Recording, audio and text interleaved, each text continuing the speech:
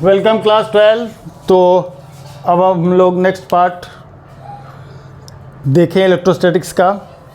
और next part में जो पहला टॉपिक हम लोग स्टार्ट करने वाले हैं वो है इलेक्ट्रिक डाइपोल का। कुछ लोग पढ़ भी चुके होंगे, ठीक है। तो जो लोग पढ़े होंगे वो भी, जो लोग नहीं पढ़े वो भी जरा ध्यान से देखें, इलेक्ट्रिक डाइपोल को समझें। सबसे पहली बात, what is an electric dipole? तो microscopic not like opposite charges of equal magnitude, microscopic सूक्ष्म स्तर पर opposite charges of equal magnitude separated by microscopic distance. क्योंकि चार्जेस भी माइक्रोस्कोपिक के काफ़ी छोटे हैं और सेपरेशन भी क्या है, काफ़ी छोटा है, ठीक है। इसको हम लोग क्या कहते हैं? इलेक्ट्रिक डाइपोल कहते हैं। तो इलेक्ट्रिक डाइपोल इज द, जिन लोग को अक्षर थोड़ा छोटा दिख रहा होगा वो हमारे लैंग्वेज को फॉलो कर लें,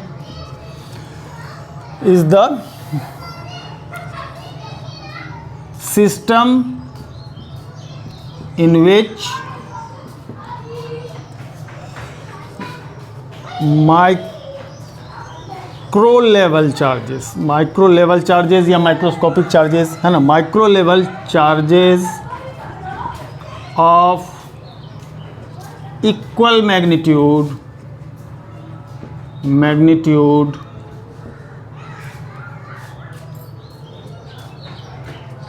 and opposite micro level opposite charges, यहीं लगा लीजिए तो फिर लिखने की जरूरत नहीं पड़ेगी। Opposite charges of equal magnitudes are separated by microscopic distance.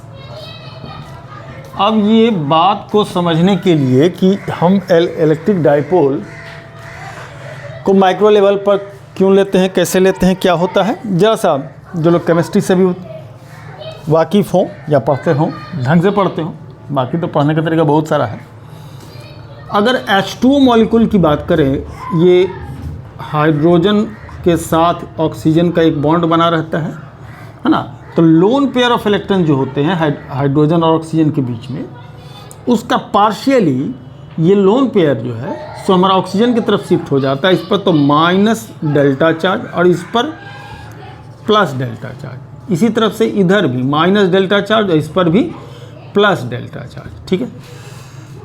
तो ये सिचुएशन होती है। अब इन दोनों माइनस का सेंटर ये हो जाएगा, इन दोनों प्लस का सेंटर ये हो जाएगा, ठीक है। हाइड्रोजन मॉलिक्यूल है ना, ये हाइड्रोजन मॉलिक्यूल, करेक्ट।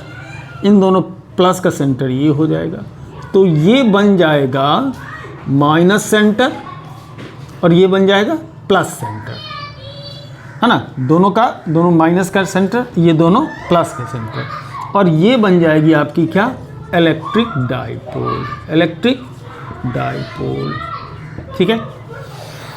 ओके, चलिए, तो इसका बड़ा सिग्निफिकेंस है। क्यों सिग्निफिकेंस है वो समझिए।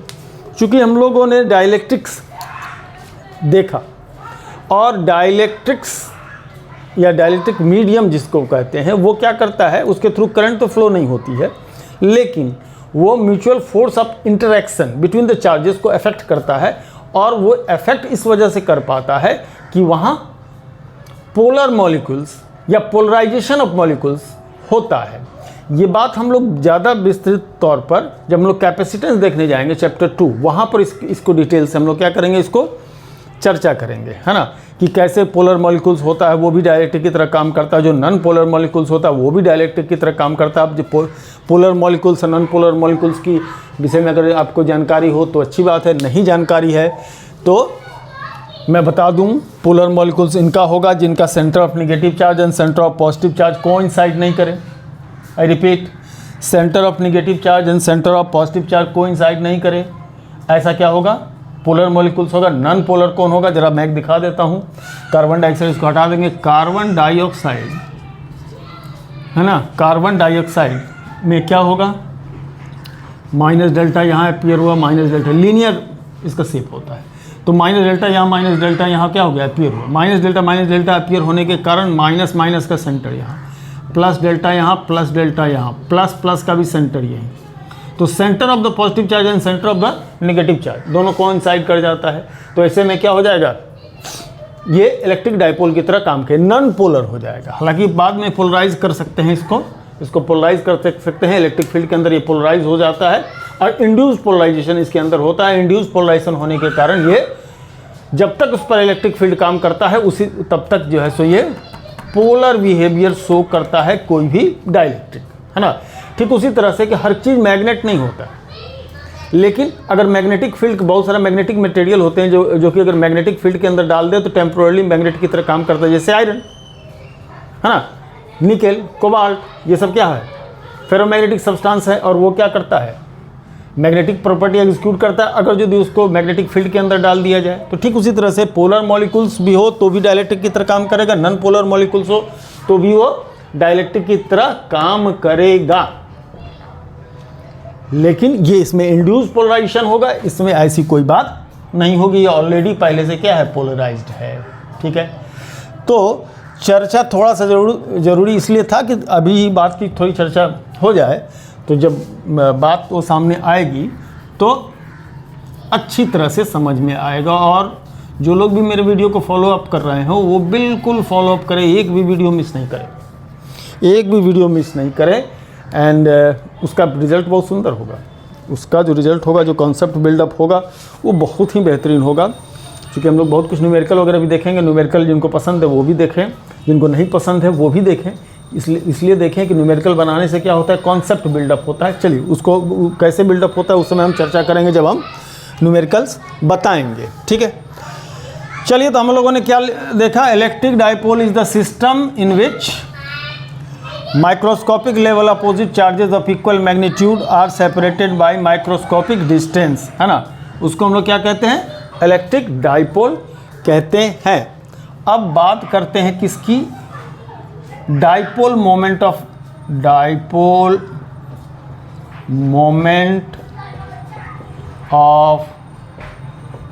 Electric dipole.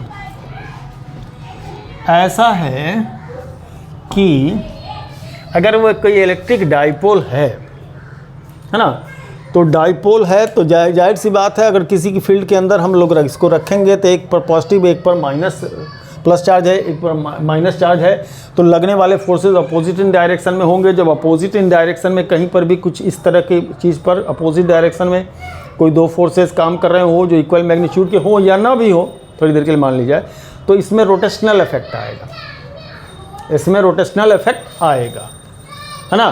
तो ऐसे सिचुएशन में हम लोग क्या करेंगे, इसके मोमेंट की बात करेंगे। अगर आप 11th वाले हमको फॉलो कर रहे हो, 11th में आपने फॉलो नहीं किया हो तो एक बार जरा रोटेशनल मोशन, हमारा वीडियो डला हुआ है रोटेशनल मोशन, जा करके देख लीजिए, बात समझ में आ जाएगी कि रोटेशनल इफेक्ट ऑफ एनीथिंग को हम लोग मोमेंट से लेते हैं। जैसे इनर्शिया का मोमेंट ऑफ इनर्शिया कहलाता है, फिर फोर्स का मोमेंट टॉर्क कहलाता है।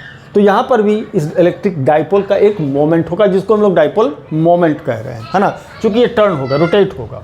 इलेक्ट्रिक फील्ड के अंदर ये इलेक्ट्रिक डाइपोल क्या होगा, रोटेट होगा। इसलिए हम लोग क्या बात करेंगे, किसकी बात करेंगे, dipole moment of the electric dipole. And it is defined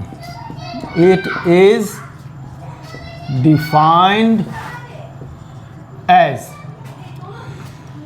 P से, है ना, P से, और ये होगा, लेट सपोज कि इनके बीच का सेपरेशन, मान लीजिए सेंटर है और इससे ए डिस्टेंस और प्लस चार्ज डिस्टेंस, चलिए वहीं ले लेते हैं, एक यहाँ भी बना लेते हैं, एक यहाँ भी बना ले, एक पॉजिटिव चार्ज है और एक क्या है, नेगेटिव चार्ज है। ये इतना दूर होता नहीं है, लेकिन हम लोग समझने के लिहाज से बड़ा फिगर बना लेते हैं, ठीक है जी।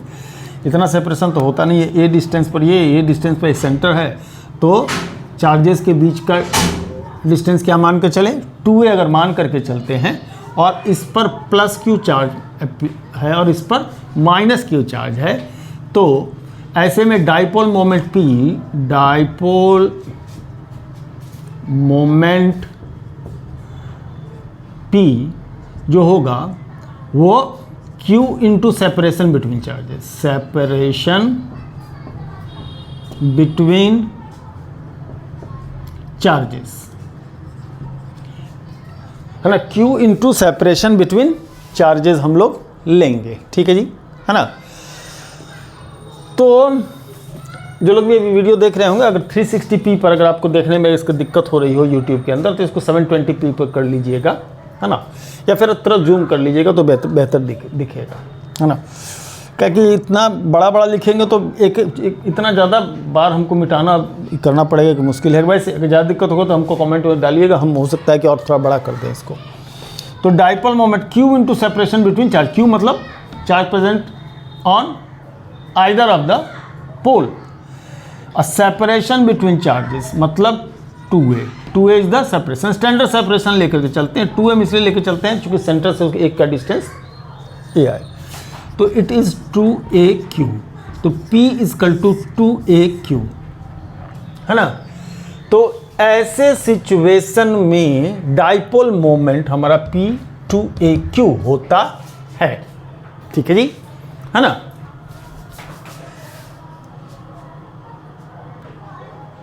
अब बात आती है कि क्या डाइपोल मोमेंट वेक्टर क्वांटिटी है? बिल्कुल वेक्टर क्वांटिटी। अगर वेक्टर क्वांटिटी है तो डायरेक्शन क्या होगा डाइपोल मोमेंट का? इसकी डायरेक्शन जो ली जाती है डाइपोल मोमेंट का, centre towards positive charge, centre towards positive charge is the direction of dipole moment, हम लोग लेकर के चलते हैं, है ना। तो the direction of dipole moment is directed towards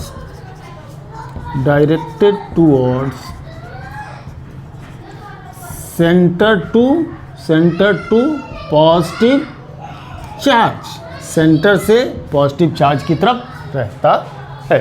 ये हमेशा ध्यान रखिएगा, है ना, कि ये हम लोग लेकर के चलते हैं, ठीक है। चलिए, तो ये तो इंट्रोडक्शन ऑफ हमारा इलेक्ट्रिक डाइपोल हो गया। अब हम लोग जाने इसमें दो स्टैंडर्ड पोजीशन के लिए हम लोग को क्या करना पड़ता है, डाइपोल मोमेंट फाइंड आउट करना पड़ता है। और वो क्या है डाइपोल मोमेंट फाइंड आउट करना? एक एक्सियल पोजीशन होगा अलोंग द एक्सिस, एक इक्वेटोरियल पोजीशन होता है, और वो है perpendicular to the axis passing through the centre. दो अलग अलग पोजीशन के लिए। तो सबसे पहले हम लोग इसको बोर्ड को मिटा करके axial position, okay, along the axis कि किसी पॉइंट पर इलेक्ट्रिक फील्ड इंटेंसिटी कितनी होगी, ये हम लोग जानेंगे। और इसका क्या सिग्निफिकेंस है ये मैं आगे चल करके बताऊंगा। अभी जान लीजिए, फिर जब सिग्निफिकेंस की बात आएगी तब हम सिग्निफिकेंस पर चर्चा करेंगे। चलिए, तो देखते हैं हम लोग। First, electric field intensity of electric dipole on any point lying on its axis, इसको हम लोग एक्सियल पोजीशन भी कहते हैं, एक्सियल पोजीशन भी कहते हैं, ठीक है। चलिए, तो ये हमारा लेट सपोज इलेक्ट्रिक डाइपोल है, ये सेंटर है, तो डाइपोल मोमेंट का डायरेक्शन ये होगा, ठीक है। चलिए, ए एंड हो गया, ये आपका बी एंड हो गया, ये इसकी एक्सिस लाइन कहलाएगी। ये क्या होगा, इसका एक्सिस लाइन है, इस पर मान लीजिए प्लस क्यू चार्ज है, इस पर माइनस क्यू चार्ज है, ठीक है। अब इसी पर कोई पॉइंट होगा कहीं पर, किसी तरफ ले लीजिए, इस तरफ भी ले सकते थे, उस तरफ भी ले सकते थे, ऐसा कुछ नहीं है कि कहीं इधर ही ले सकते हैं। तो ये इसका ए, इसका ए, ये सेंटर ओ सेंटर से आर डिस्टेंस पर कोई पॉइंट। अब डाइपोल मोमेंट पी कर है तो यहाँ पी तो नहीं है कह पाएंगे हम लोग, है ना। थोड़ा और दूर ले जाइए, है ना, ओके। चलिए, एन पॉइंट है ना, एन पॉइंट है जो आर डिस्टेंस पर है। कितने डिस्टेंस पर है? आर डिस्टेंस पर है। उस पर का डाइपोल मोमेंट हम लोग को फाइंड आउट करना है, ठीक है, ओके। लिखा जाए let A B the electric dipole of dipole moment P equal to 2AQ। ऐसा कहने से दो तीन बातें अपने आप जो है सो समझ में आ जाती है कि Q उस पर चार्ज है और 2N के बीच का सेपरेशन है। ठीक है, at a point N at a distance R from center O electric field intensity is to be obtained।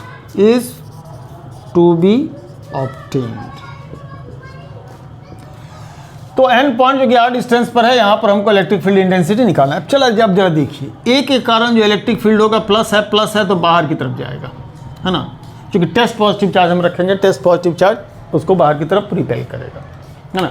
मैं बताया था कि टेस्ट पॉजिटिव चार्ज, अगर पहली बार वीडियो देख रहे हैं तो बिल्कुल मत देखिए, बंद करिए अभी और जाकर के फर्स्ट सेकंड थर्ड पार्ट देखने के बाद ही यहाँ आइए। ठीक है, चलिए, तो ऐसे में टेस्ट पॉजिटिव चार्ज के हिसाब से हम इलेक्ट्रिक फील्ड डिसाइड करेंगे किसका, ए पॉइंट के कारण जो यहाँ प्लस चार्ज है, तो ई ए का डायरेक्शन ये हो गया। ठीक है जी, अब बात करते हैं बी पॉइंट के कारण। बी पॉइंट के कारण क्या होगा, यहाँ टेस्ट पॉजिटिव चार्ज होगा तो डायरेक्शन डिसाइड हो जाएगा अंदर की तरफ। ठीक है, डायरेक्शन डिसाइड हो जाएगा अंदर की तरफ, है ना, मतलब बी के कारण अंदर की तरफ होगा, माइनस है ना, तो टेस्ट पॉजिटिव चार्ज को रखा जाएगा, हाइपोथेटिकल चार्ज होता है, रखा जाएगा तो अंदर की तरफ खींचेगा, इलेक्ट्रिक फील्ड का डायरेक्शन इसके कारण अंदर, इसके तरफ बाहर, मैंने अपोजिट होगा एक दूसरे के। ठीक है, now resultant field at N will be E, that is कोई संदेह नहीं ई ए माइनस ई बी होगा। क्यों ई ए माइनस ई बी माइनस ई कलर माइनस तो होगा ही, लेकिन ई ए में से ई बी क्यों घटाएंगे, ए से, जैसा कि हम लोग फिगर में देख रहे हैं, ए से एन पॉइंट क्लोजर है कंपेरेटिवली बी के, यानी कि ए का फील्ड स्ट्रॉन्गर होगा, यानी ई ए स्ट्रॉन्गर होगा, है ना, ई ए स्ट्रॉन्गर होगा किससे, ई बी से। ठीक है ना, ऐसा लिख सकते हैं, since E A according to figure, since according to figure, जैसा कि हमने फिगर में बनाया है उसके हिसाब से ई ए माइनस ई बी होगा। अब ई ए इंटेंसिटी वाला फॉर्मूला लगाइए, बताएं पिछले वीडियो में हम लोग 1/4 pi epsilon naught q upon distance का स्क्वायर, मतलब आर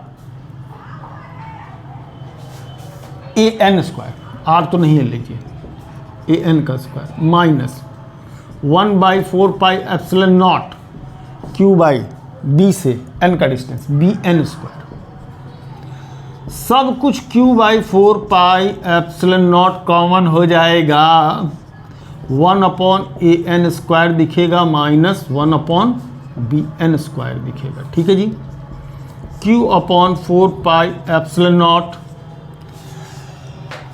जरा कैलकुलेट कीजिए, a से n का डिस्टेंस, सेंटर तक r और सेंटर से a का डिस्टेंस, कैपिटल A का डिस्टेंस स्मॉल a, तो r माइनस a, an का मतलब r माइनस a, उसी तरह से bn का मतलब bn के वैल्यू r प्लस a हो जाएगा। कैलकुलेट करके देख लीजिए यहाँ से अब तक r प्लस a।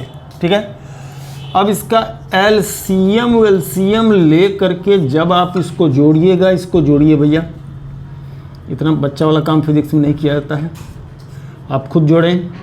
ठीक है, तो ये R square minus A square into R minus A into R plus LCM जो R square minus A square है, दोनों पर स्क्वायर है, स्क्वायर ले लीजिए, ये चीज़ यहाँ आएगा, ये चीज़ यहाँ जाएगा, तो आर प्लस ए का whole square minus R minus A का होल स्क्वायर। ठीक है जी, तो q/4 pi epsilon naught a plus B का होल स्क्वायर में से a माइनस बी का होल स्क्वायर घटाएंगे, 4ab आएगा, 4ab आएगा। ठीक है,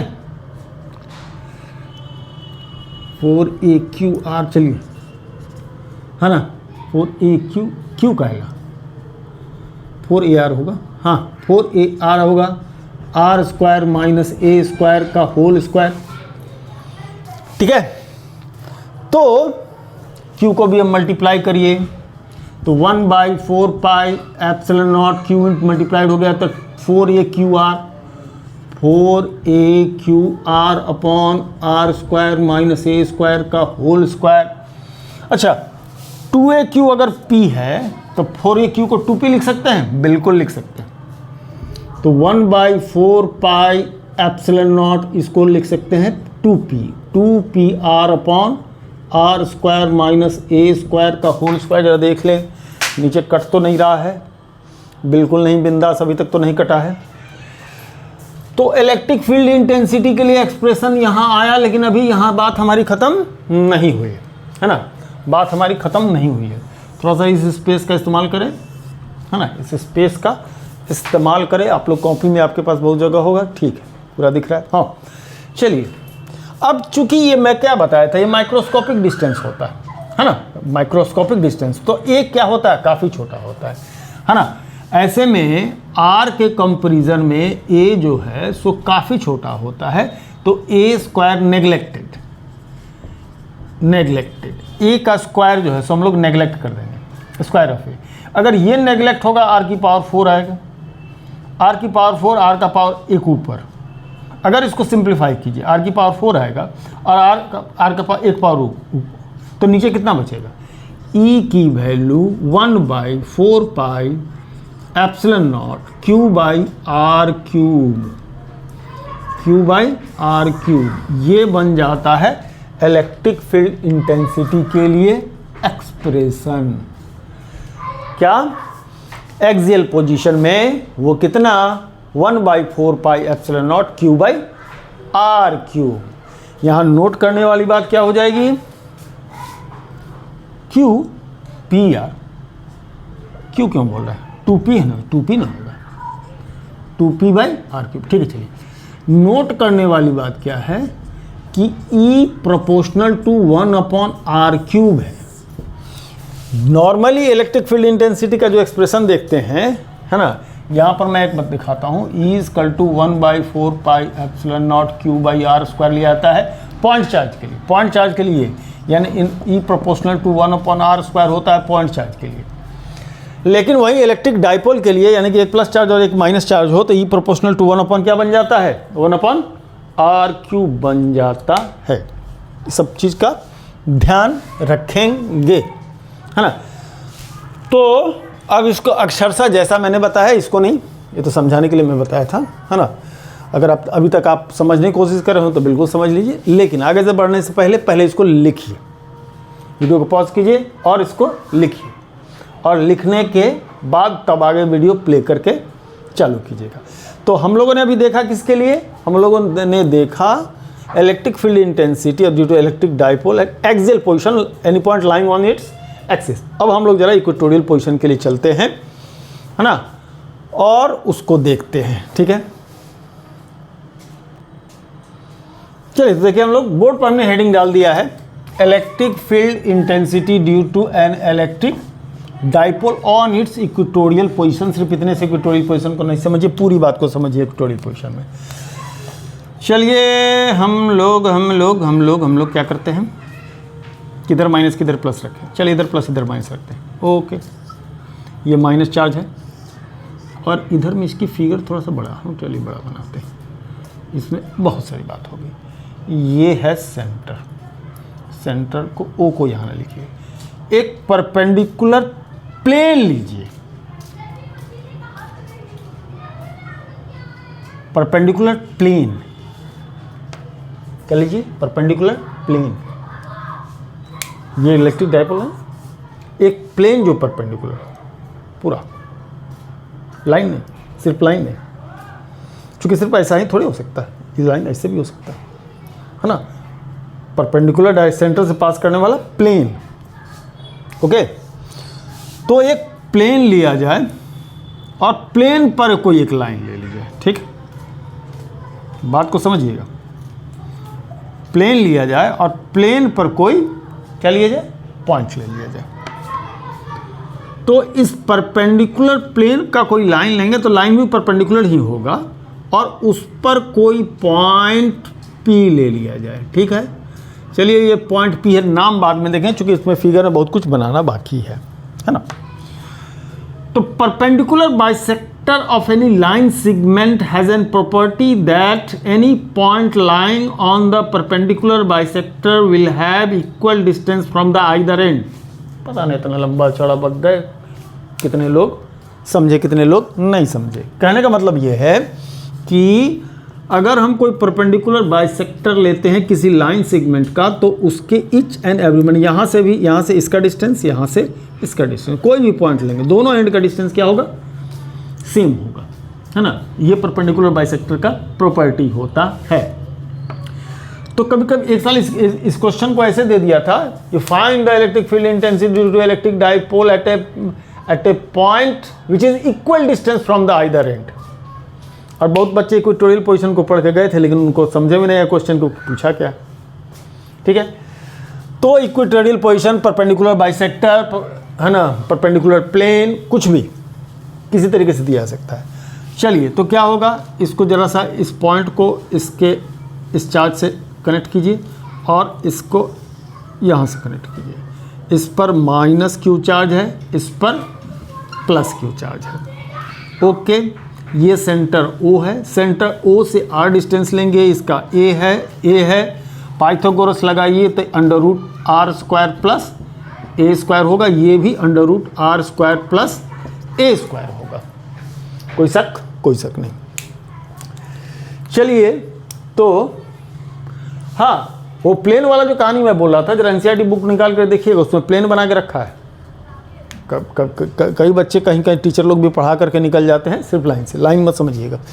ठीक है, तो ऐसे सिचुएशन में ये under root are square plus A square, ये भी आर स्क्वायर प्लस ए स्क्वायर, मतलब ए एंड से जितना डिस्टेंस है वही इतना डिस्टेंस किससे है, उसका बी एंड से भी है। और ए एंड से बी एंड से उसका दोनों का डिस्टेंस अगर सेम हुआ, चार्जेस भी सेम हैं, डिस्टेंस भी पॉइंट पी का क्या है, सेम है। अभी पॉइंट पी हम लिख नहीं रहे हैं क्योंकि जब फिगर पूरा बना लेंगे तब उसका नाम डाल देंगे। ठीक है, तो ऐसे सिचुएशन में दोनों का मैग्नीट्यूड भी सेम होगा।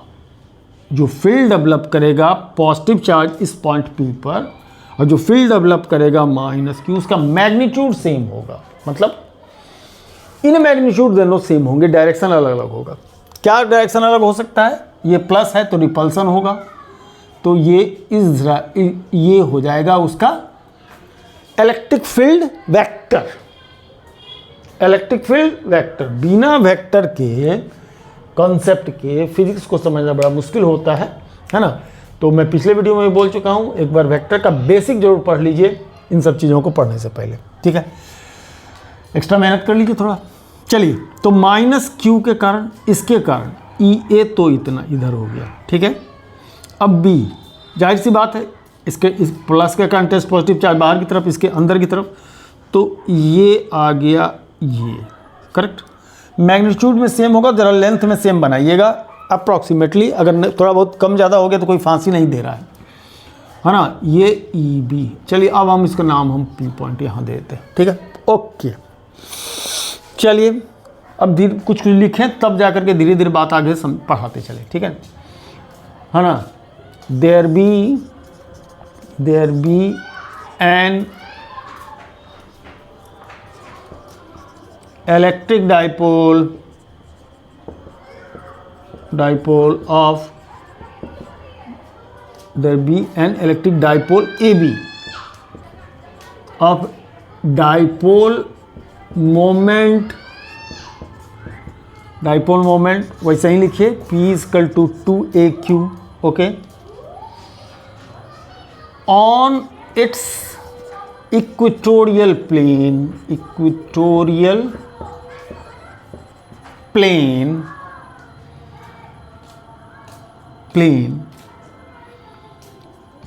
at a distance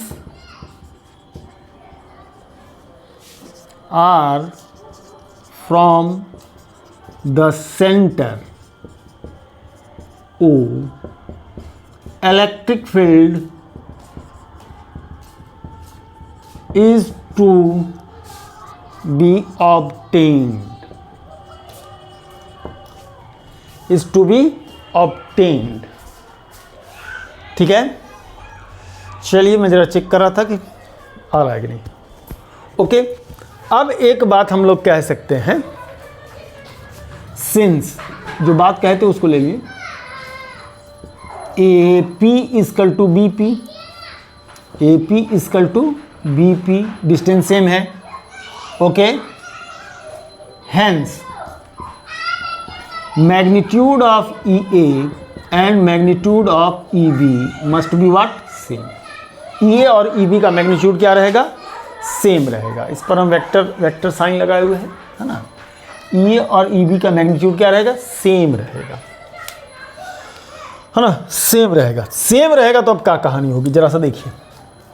ये दोनों इक्वल वेक्टर है, इन दोनों का रिजल्टेंट अपने को क्या करना है, निकालना है। ओके, निकालना है। चलिए बनाएंगे बाद में कैसे, लेकिन पहले समझ लीजिए। एक पैरेललोग्राम अपने को ड्रॉ करना पड़ेगा। क्या का ड्रॉ करना पड़ेगा, पैरेललोग्राम। पैरेललोग्राम ड्रॉ कर ली, इक्वल मैग्नीट्यूड का है। चलिए थोड़ा सा मैं जो लोग नहीं पढ़े हों, अगर law of parallelogram, law of addition में अगर हम जाते हैं तो लॉ ऑफ पैरेललोग्राम कहता है कि अगर एक वेक्टर इससे और एक वेक्टर इससे एडजेसेंट साइड से रिप्रेजेंट, तो इनके बीच का डायगोनल उनके रिजल्टेंट को क्या करेगा, रिप्रेजेंट करेगा। उनके बीच का डायगोनल उनके रिजल्टेंट को, माने ए वेक्टर प्लस बी वेक्टर, ये ए वेक्टर प्लस बी वेक्टर होगा। ठीक है, एक स्पेशल केस ये आता है कि अगर ये दोनों साइड इक्वल हो, माने चूंकि यहाँ पर भी मैग्नीट्यूड दोनों का क्या हो रहा है, सेम हो रहा है, तो यहाँ पर भी इनके मैग्नीट्यूड क्या होंगे, अगर सेम हुए तो ये रोम्बस बन जाएगा। रोम्बस का जो डायगोनल है उसको बाइसेक्ट करता है। क्या करता है, बाइसेक्ट करता है। किसको, इनके बीच के एंगल को। ठीक है, और डायगोनल ही रिप्रेजेंट करेगा किसके, इनके रिजल्टेंट को, यानी सम को। तो यहां पर की भी कहानी होगी ये कि जो रिजल्टेंट होगा, रिजल्टेंट ई आएगा, वो इनको बाइसेक्ट करेगा। तो अगर ये एंगल थीटा है, ये एंगल थीटा है, ठीक है, ये एक्सटीरियर एंगल बन जाएगा, तो ये टोटल का टोटल एंगल 2 थीटा हो जाएगा। Exterior angle sum of 2 interior angles, तो ये टोटल का टोटल 2 थीटा हो जाएगा। ऐसे सिचुएशन बाइसेक्टिंग एंगल्स जो क्या करेगा, ये थीटा थीटा बनाएगा। ओके, तो ऐसे में क्या होगा कि ऐसे में क्या होगा कि ये लाइन पी एन नाम दे दीजिए, अरे पी एन नाम नहीं, एम पॉइंट दे दीजिए, क्योंकि पी डाइपोल मोमेंट ले रहे हैं, एम पॉइंट दीजिए, A M B M at a distance r on its plane. ठीक है, इसमें कहीं पी का चर्चा नहीं की, पी इक्वल टू क्यू। ठीक है, तो इसमें एक बात हम लोग कह पाएंगे कि हेंस, मन चूंकि ये दोनों बराबर हैं, ये दोनों बराबर हुए, तो बराबर मैग्नीट्यूड में होगा, तो resultant M N, resultant M N, direction M N, direction of M N parallel to A B होगा, पैरेलल टू ए बी होगा। इसमें कहीं कोई दो राय नहीं है। Alternate interior angle, alternate interior angle, तो अल्टरनेट इंटीरियर एंगल सेम होगा, तो ये लाइन क्या होगा, पैरेलल होगा। अच्छा, डाइपोल मोमेंट का डायरेक्शन जरा यहाँ पहले नहीं, शुरू में नहीं बनाए थे, इसके डाइपोल मोमेंट का डायरेक्शन ये होगा। ठीक है, तो ये होगा इसका रिजल्टेंट का डायरेक्शन। ठीक है, तो रिजल्टेंट का डायरेक्शन ये होगा, ये हम लोगों ने क्या किया, डिसाइड कर लिया। तो ओके, अब करते हैं M N parallel to A B होगा। चलिए नाउ, लेकिन रिजल्टेंट लिखने के तरीके, ई क्या होगा, ई ए का इधर कौन सा कंपोनेंट काम करेगा भैया, तो ई ए कॉस थीटा काम करेगा, और ई बी का कौन सा कंपोनेंट काम करेगा इस साइड में, तो ई बी साइन थीटा काम करेगा। चलिए एक कॉन्सेप्ट है, उस कॉन्सेप्ट को भी हम लोग आपको मैं दिखा दूं। इसके दो कंपोनेंट रिजोल्यूट कीजिए तो ई बी कॉस थीटा इधर, ई बी इसका ई ए कॉस थीटा इधर, ई बी का इधर साइन कंपोनेंट, ई बी का इधर साइन कंपोनेंट, लिख भी लेते हैं। चलिए वो कॉन्सेप्ट भी मैं आपको दे ही देता हूँ। Okay, components of E A and E B, E A cos theta and E B cos theta, same direction, same magnitude, ठीक। दूसरा साइन कंपोनेंट बनता है E A sine theta and E B sine theta, opposite direction,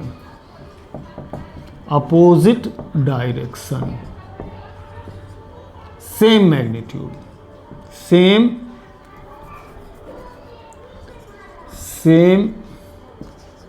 magnitude, cancels each other, एक दूसरे को क्या कर रहे हैं, कैंसिल कर दे रहे हैं। ये मैं फिगर वगैरह गंदा नहीं कर रहा हूं, यहां देखिए ये बनेगा आपका ई बी साइन थीटा इस डायरेक्शन में, और इधर बनेगा आपका ई ए साइन थीटा। यहां देख ही सकते हैं कि ये इधर एक दूसरे के अपोजिट हैं, एक दूसरे के अपोजिट हैं। तो resultant E that is E A cos theta plus E B cos theta. अब यहां पर कुछ बच्चे कंफ्यूज हो रहे हैं कि सर बहुत सारी बात समझा दी है। बिल्कुल सही। सबसे पहले हमने रिजल्टेंट के हिसाब से बता दिया कि डायरेक्शन ये होगा, ओके, है ना, वेक्टर एडिशन के सम के हिसाब से डायरेक्शन बता दिया कि ये होगा, ठीक है। और तब हमने इनके कंपोनेंट को लेकर के इसमें यहाँ क्या किया है, जोड़ा है, ताकि हम लोग रिजल्टेंट समझ सके, है ना, रिजल्टेंट को पकड़ सके, ओके, कि रिजल्टेंट होगा कितना, ओके। तो E A cos theta E B cos theta, अब चूंकि ई ए इन ई बी क्या है, सेम इन मैग्नीट्यूड है, ये और ई बी क्या है, सेम इन मैग्नीट्यूड है, तो चाहे ई ए के बदले ई बी डाल दे या ई बी के बदले ये डाल दे, तो डाल दीजिए भैया, डाल देंगे तो ये डबल हो जाएगा, double E A cos theta होगा। तो double E A cos theta होगा, इसका मतलब 2 ई ए कितना होगा, जरा देख तो लो, 1/4 pi epsilon naught q, charge q है, अपॉन ए एम स्क्वायर, मतलब यहाँ से यहाँ तक का स्क्वायर, मैंने आर स्क्वायर प्लस ए स्क्वायर। तो कह सकते हैं 1/4 pi epsilon naught Q by are square plus A square, ये ए की वैल्यू होगी। तो ये की वैल्यू यहाँ रखा जाए, कितना हो जाएगा, 1/4 पाई एप्सिलॉन नॉट, है ना, epsilon naught Q by are square plus A square. Cos theta कितना होगा, cos theta A upon base upon hypotenuse, cos theta की value A upon under root are square plus A square. Finally A 1/4 pi epsilon naught 2a Q लिखिए, R square plus ए square का 1 power, root का मतलब half power, 1 power और half power कितना बन जाता है, 1.5 का मतलब 3/2, आर स्क्वायर प्लस ए स्क्वायर का 3/2 पावर। 2a को क्या कहते हैं, डाइपोल मोमेंट, तो इसको क्या लिख लें, dipole moment, P upon r square plus ए स्क्वायर का 3/2 पावर, ठीक है।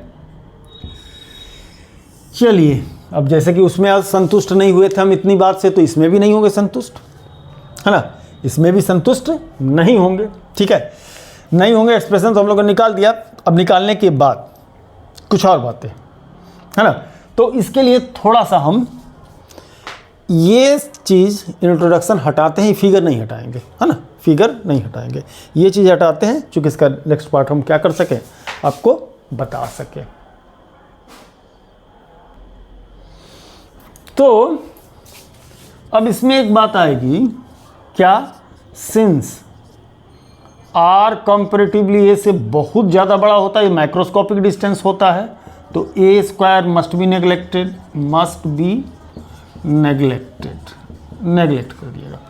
नेग्लेक्ट करने के बाद स्क्वायर का सीधे 3/2 पावर, आर स्क्वायर का 3/2, तो 2 × 3/2 2 कट जाएगा, क्यूब आ जाएगा। तो E proportional to 1/4 pi epsilon naught P upon r cube. Okay, अब नोट करने वाली बात, एक्सप्रेशन तो हम लोगों ने निकाल लिया। एक्सप्रेशन निकालने के बाद नोट करने वाली बात क्या है, एक्सियल पोजीशन में ये बात 1/4 पाई एप्सिलॉन नॉट 2p/r³ आ रहा था, और इक्वेटोरियल पोजीशन में यही बात 1/4 पाई एप्सिलॉन नॉट p/r³ होता है। मतलब सेम डिस्टेंस पर अगर यदि एक्सियल पोजीशन में रखते हैं और इक्वेटोरियल पोजीशन में रखते हैं, तो ऐसे सिचुएशन में, एक्सियल सिचुएशन में ई एक्सियल, यहाँ 2p है, यहाँ सिर्फ p है, यानी कि ई एक्सियल ऑलवेज सेम डिस्टेंस के मामले में ट्वाइस ई इक्वेटोरियल होगा। ठीक है। हाँ, एक बात मैं आपको यहाँ दिखलाना भूल गया, डाइपोल मोमेंट का डायरेक्शन इक्वेटोरियल पोजीशन में, चाहे किसी इलेक्ट्रिक डाइपोल मोमेंट डायरेक्शन ये होता है सेंटर से पॉजिटिव चार्ज की तरफ। अब जरा गौर कीजिए, जो रिजल्टेंट इलेक्ट्रिक फील्ड आता है इक्वेटोरियल पोजीशन के लिए, वो आता है इस तरफ, है ना, वो इस तरफ आता है, मतलब जस्ट इसके अपोजिट, पैरेलल है अपोजिट, यानी डायरेक्शन ऑफ ई, मतलब इसका इलेक्ट्रिक फील्ड जो होगा अपोजिट टू डाइपोल मोमेंट होता है। ऐसा याद रखिएगा, जहां पर समझने की बारी आएगी मैं इस पॉइंट को फिर से राइज करूंगा। ठीक है। हाँ, तो डाइपोल से रिलेटेड एक और इंपॉर्टेंट टॉपिक्स जो है वो हम लोग देख लें। Dipole in uniform external field, माने एक्टिंग टॉर्क। ठीक है, यूनिफॉर्म एक्सटर्नल फील्ड, जरा देखिए, एक यूनिफॉर्म फील्ड के विषय में मैं फील्ड लाइंस जब बताया था, उसमें चिल्ला के बोला था कि यूनिफॉर्म फील्ड यानी एक जैसा फील्ड, यानी field intensity each and every point पर सेम हो, उसके लिए फील्ड लाइंस क्या होंगे, पैरेलल टू ईच अदर होंगे। ठीक है, तो चलिए यहाँ पर एक प्लस चार्ज है और यहाँ पर क्या है, ये माइनस चार्ज है। इस पर F = QE, ये कॉन्सेप्ट भी हमने इलेक्ट्रिक फील्ड इंटेंसिटी में समझाया है कि अगर E अगर इसकी इलेक्ट्रिक फील्ड इंटेंसिटी है, यूनिफॉर्म है, let uniform field be E, E क्या है, यूनिफॉर्म फील्ड है, तो QE इधर लग रहा होगा, तो इस पर F = QE अपोजिट डायरेक्शन में काम कर रहा होगा। ये इसका सेंटर है। इलेक्ट्रिक फील्ड डाइपोल मोमेंट का डायरेक्शन P ये है, इलेक्ट्रिक फील्ड का डायरेक्शन ये है, इसके बीच का एंगल थीटा है। यहाँ से एक परपेंडिकुलर ड्रॉ करिए, यहाँ थीटा है, एक परपेंडिकुलर इधर लाइए, इस लाइन को पीछे की तरफ ले जाइए, है ना, इस लाइन को पीछे की तरफ ले जाइए। देखिए थोड़ा सा इस जगह का फिगर कॉम्प्लिकेट नहीं करें, P का डायरेक्शन ये, E का डायरेक्शन ये, चूँकि इलेक्ट्रिक फील्ड का डायरेक्शन ये है तो ये है, तो सेंटर पर ही इसको लेते हैं, तो ये थीटा होगा, तो ये भी थीटा होगा, है ना। चलिए अगर AB इसका नाम देते हैं और N इसका नाम देते हैं, तो AB का जो कंपोनेंट ये इसका A लेंथ यानी इलेक्ट्रिक डाइपोल जो ले रहे हैं, इलेक्ट्रिक डाइपोल जो ले रहे हैं वो कितना ले रहे हैं, 2AQ का 1Q चार्ज है उस पर।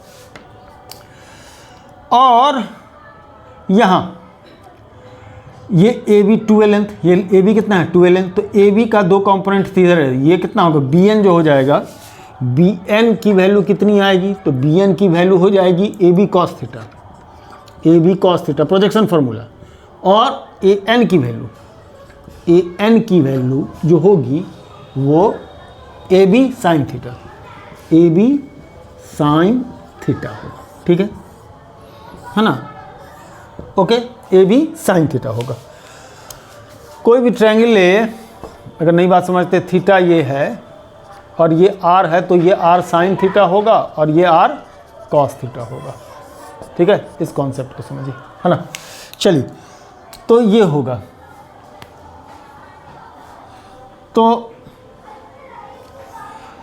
Since the acting forces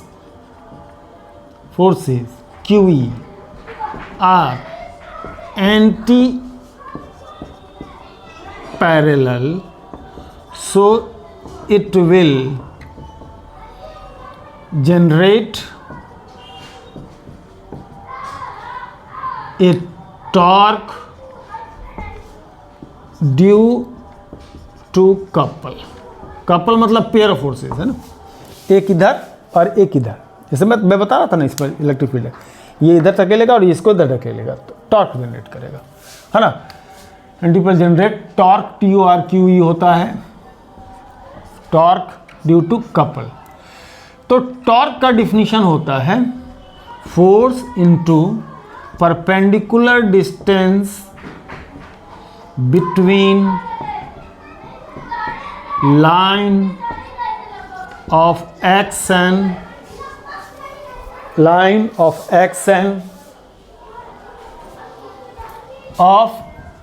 anti-parallel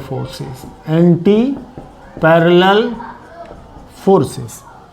तो टॉर्क फोर्स परपेंडिकुलर डिस्टेंस, यही ना, इसका लाइन ऑफ एक्शन ये है, इसका लाइन ऑफ एक्शन ये है, तो इन दोनों का ये है ना लाइन ऑफ एक्शन, एक फोर्स का और दूसरा फोर्स का लाइन ऑफ एक्शन क्या है, ये है, तो इनके बीच का परपेंडिकुलर डिस्टेंस AN है। तो F that is QE, F कितना होगा QE, जिनको याद नहीं हुआ F से QE लेते, E की वैल्यू चूंकि F बाई Q लेते हैं बाई डिफिनीशन, इसलिए F की वैल्यू क्या ली जाएगी, QE ली जाएगी। AN, A से N निकाल चुके, AB sine theta, AB sine theta, तो एक्टिंग टॉर्क QE, AB कितना है, A से B तक का लेंथ कितना है 2AQ, तो जरा से देखो 2AQ है, 2A साइन थीटा है भैया, AB की वैल्यू 2A है, तो 2A साइन थीटा, 2AQ क्या हो जाएगा, P हो जाएगा, 2A इंटू Q, ये क्या हो जाएगा, कहाँ लिए, ये हो जाएगा dipole moment Q।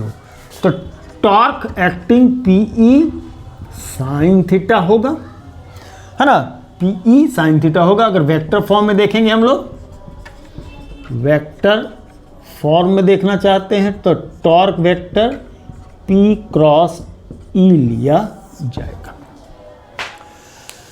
P vector इधर, है ना, P वेक्टर इधर, E वेक्टर इधर, P क्रॉस E, ये P क्रॉस E, है ना, जो घूम भी ऐसा ही रहा है ना, घूमेगा ऐसा ना, P क्रॉस E।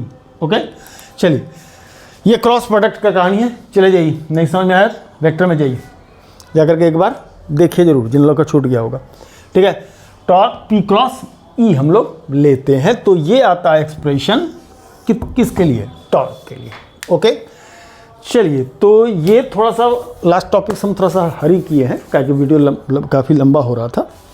और एक बात ये भी करना था कि ये आपका जो भी है इलेक्ट्रिक डाइपोल की कहानी एक ही वीडियो में आ जाए, नहीं ना कि पार्ट में क्या हो बटे। पिछले वीडियो इसलिए शॉर्ट कर दिए थे कि उसमें इलेक्ट्रिक डाइपोल को अगर इंट्रोड्यूस कर रहे थे तो बाकी बहुत सारी चीज़ उसमें क्या हो रहा था, छूट रहा था, इसलिए एक सेक्शन के लिए हमने इसको पूरा रख लिया था, है ना। और इससे रिलेटेड जो कुछ भी न्यूमेरिकल लगाने वो तो हम इकट्ठा लगाएंगे, जब सारी बात हम पढ़ा लेते हैं तब इकट्ठा करीब 2 पार्ट का तो न्यूमेरिकल ही हम बताएंगे, ताकि कॉन्सेप्ट बिल्ड हो सके। और जो लोग एस्पिरेंट हो एडवांस के लिए, उन्हें किसी नीट के लिए, JEE के लिए, वो उसको फॉलो अप करेंगे। ठीक है, तो जिन लोगों तक हमारी वीडियो पहुंच रही है उसको क्या करें, ज़्यादा शेयर करें और आपस में उसको बोलें कि सब्सक्राइब भी कर लें, ताकि और नोटिफिकेशन भी कर लें, ताकि हमको अलग से किसी को इन्फॉर्म करने की ज़रूरत नहीं पड़े, वो ऑटोमेटिकली आपके नोटिफिकेशन में आ जाए, पता चल जाए कि हाँ video next part of the video क्या हो चुका है, अपलोड हो चुका है, तो आप क्या कर सकते हैं, देख सकते हैं। एक बात, दूसरी बात कि जो लोग भी फॉलोअप कर रहे हैं वो कंटिन्यू रहे, ऐसा समझ लीजिए कि आपने किसी कोचिंग या कोई ट्यूशन ज्वाइन कर लिया है और आपको एक रूटीन फॉलोअप करना है। अगर आप इसको फॉलोअप करते हैं तो नवंबर से पहले पहले, क्या उससे भी पहले, अक्टूबर तक में आपकी टोटल 12th फिजिक्स क्या हो जाएगी, कंप्लीट हो जाएगी। रिवीजन के लिए बहुत सारा टाइम आपको क्या होगा, मिलेगा। ठीक है जी, चलिए उम्मीद करते हैं कि आप लोग इस पर बने रहिएगा। धन्यवाद।